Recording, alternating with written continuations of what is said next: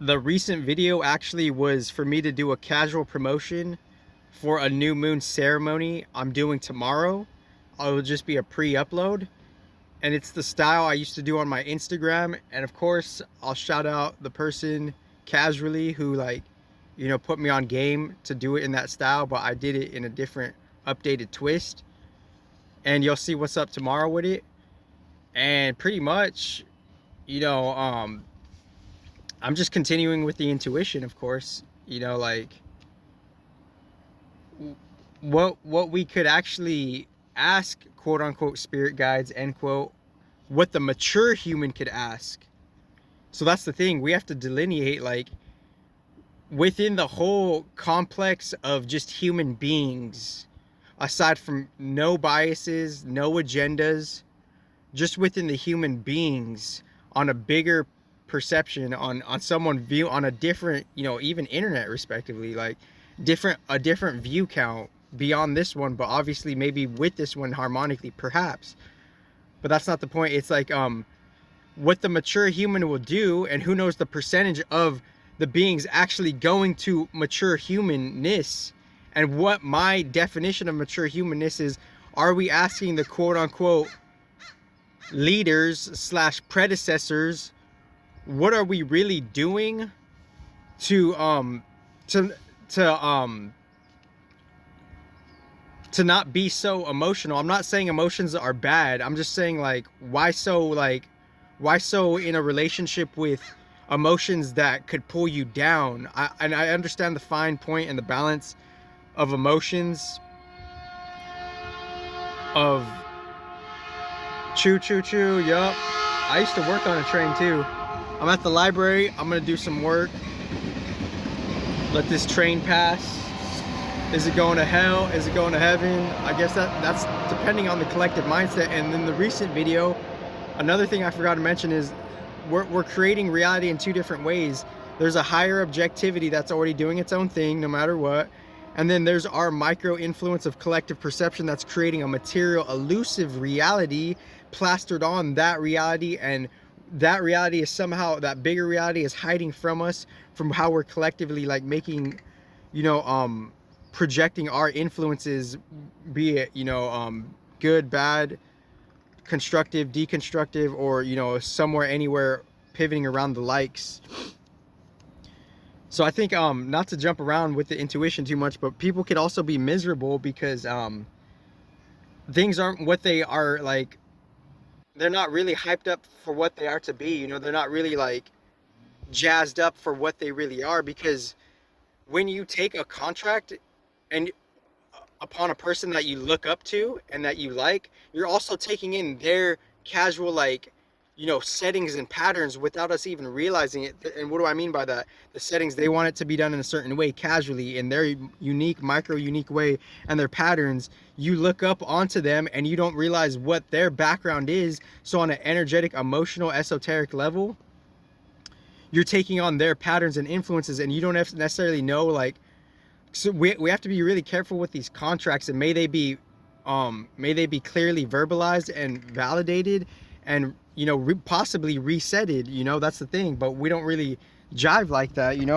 So it's like, back to the question of all the humans, what trajectory is actually going to mature human? And the mature human is asking the real balanced predecessors, teachers, and leaders, and possibly content creators, how are we, like, overcoming the emotions? Why are we being so, like, one with detrimental emotions, GMO emotions? Like, how could we, why have a relationship with all of these emotions? Like, there's a part of us that could go beyond any types of emotions, detrimental emotions, blah, neutral emotions, or, like, even these hyped up emotions. I'm not saying emotions are good or bad. I'm just saying the emotions themselves, they're subject to bring us down. And, like, the people who are, like, possibly rich and miserable, it's because things aren't really what they're, like, cut out to be. They're within their contracts, possibly, disclaimers in effect, within their contracts, they could be, like, subject to, like, not be participative with certain other things based on their contract, or based on just time and life and spirit and space and soul in general, and how like those things, time, life, space, spirit, and soul, those casual 5 things that are already its own thing, that has took its toll. And as that has took its toll, that's a main big spiritual cause to the misery. And the misery could be passed down to the kids possibly if we don't check our emotional health and our spiritual health.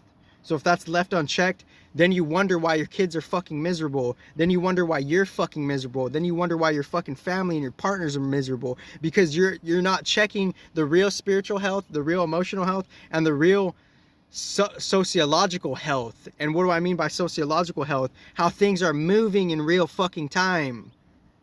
How they're fucking moving, and how they're just going over your head, and you're just playing like waltzing and ditzing like in an elusive like pattern. I'm doing this for the resonance. I'm doing this for the higher views. I'm doing this to like, you know, I already get like, you know, all this like, you know, view count. It's all fake ass fucking shit. That's what it fucking be. So within what I'm saying here is like, people could be miserable without them even knowing it. And then with that, and if they themselves are unchecked, they lash out and they impose and project upon other people. That's not necessarily conducive for the workforce. That's not necessarily conducive for your technology fields. That's not necessarily conducive for all these innovative fairs with background frequencies that are just like fucking trash frequencies. That's not necessarily conducive for you being happy. That's not necessarily conducive for you living a peaceful life, for you saying what you aspire to do. That's not necessarily fucking conducive for that. So as that's going on, what are the percentages recognizing how there's a proxy influence? And there was a different point I wanted to make, but what is the percentage of the humans actually going to maturity, you know? Because without that, then the whole notion and concept and the whole idea of like heaven on earth will be not a thing. It won't be like, it won't go towards that without the influence. Because in my humble opinion, and probably like, you know, proven, you know, spiritual logistic or whatever,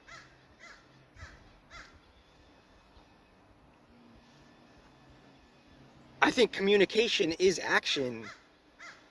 It's a more subtle action. It could be something of a yin action, because you're not necessarily using your physical body, but there's still an energy and an element being utilized and being used as a movement and a momentum and a force and a phenomena to connect with other things. So communication is action. So it's like, so there's different types of action, you know? So it's like, but it might not be the full action, because what is full action? Like, I don't know, just like update the fucking human design. 9 chakras, you know, 9 centers, 9 different main centers in your body doing different things for you. How are you denying them for whatever reason? This is what we are, the template, the human. And how are we like going towards that? Or how are we just like whatever about it? And that's like, that just kind of casually measures where we're at, you know, collectively. So let me take a pause for a minute. Who am I sponsoring? I'm sponsoring, and you know, my shit is not for the weak of heart. This is what it is. So this is Jim Weed. Let's see, we got it. Jim Weed.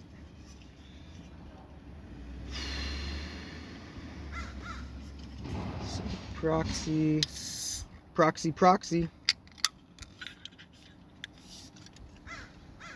Bam, I always do like a first spill, you know, because like I always do a first spill. Sometimes I hand sanitizer this too, but like after I hand sanitize it, I do a first spill just so I get like all the energy muck off of it, you know. But who knows, like you know, the human is resilient, obviously.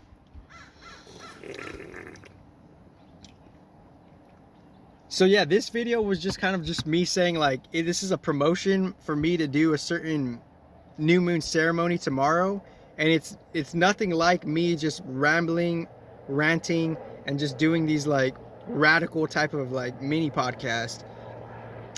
You know, there's many times where I've sat down and I actually structured something, and you know, I'll shout out motherfucker, or I'll shout out, you know, homeboy, when the time is right, you know, casually. So And I'm here for it. I'm here, like, you know, like the in one sense the lines are always open too, you know, like you know, things are like every moment is we have a new chance to like not fail God. Everything is so in reverse. It's like, you know, maybe God is in control of like whatever you perceive outside of your reality to be gay or quote unquote gay, you know, in that, you know, and how they're using it as a derogatory term, not me using it, just explaining how it's being used and seeing how they're using that as a perception to use to target whatever they think a phenomena outside of them is to be. They're describing that with that word to be what something outside of them is to be.